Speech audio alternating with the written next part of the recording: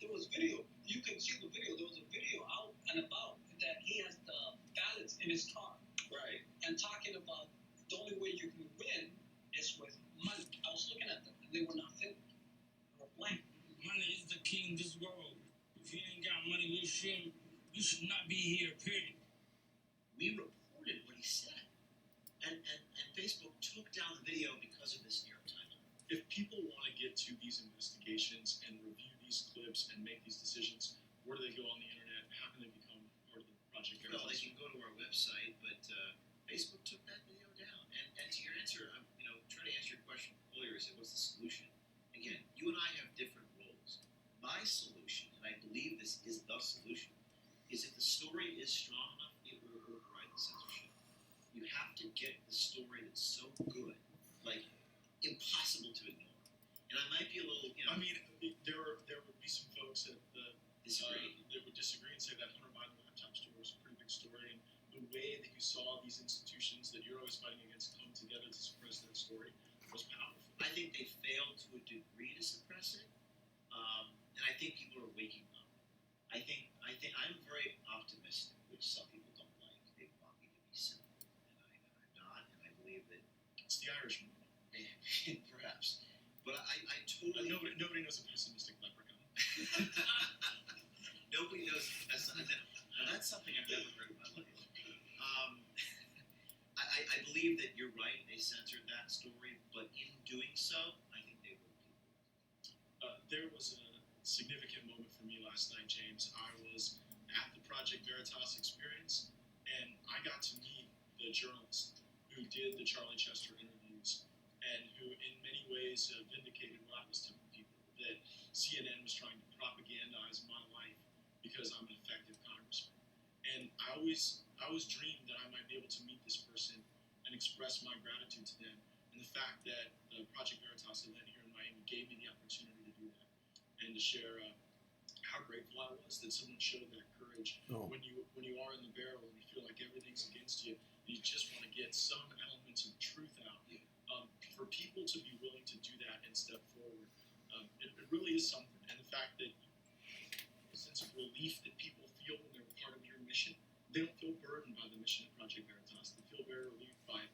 I want to thank you just from the bottom of my heart for giving people that platform, for inspiring that courage in folks doing that. And I am hopeful that there will be more Project Veritas styled entities. I'm sure you love cornering the market, but I worry that the fact that your organization is the only organization in America that does what you do, it brings a certain frailty to it. And that's what I fear most, is that something could happen to Project Veritas, and then there would almost be no way to get corruption out. There would be no platform for whistleblowers.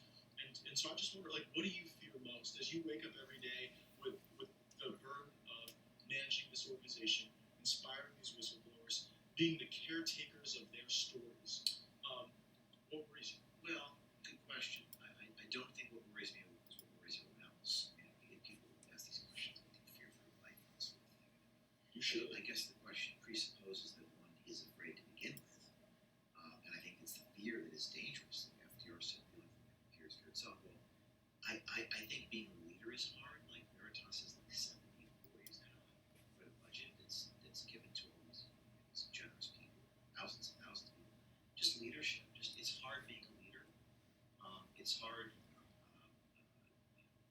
It's hard commanding respect from being in the office and running an organization, running a company. I've learned how to be a CEO. I've had to learn how to be an organizational entrepreneur. It's probably the hardest thing about what I do, not so much the external battles.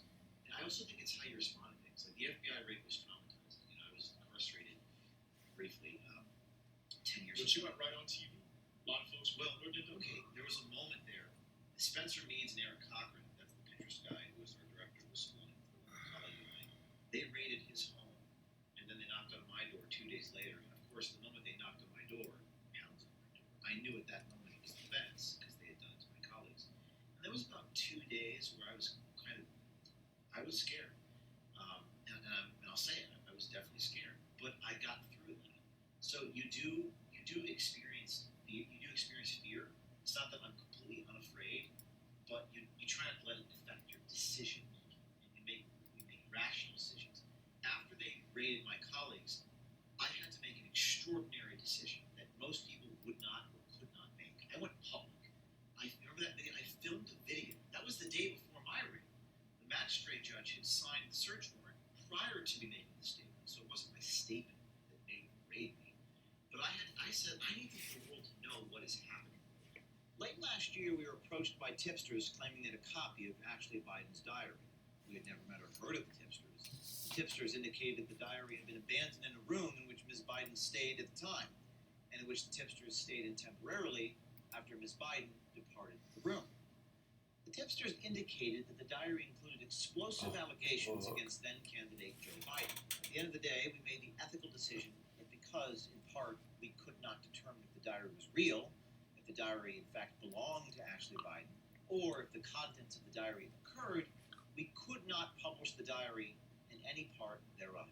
Now, Ms. Biden's father's Department of Justice, specifically the United States Attorney's Office for the Southern District of New York, appears to be investigating the situation, claiming the diary was stolen.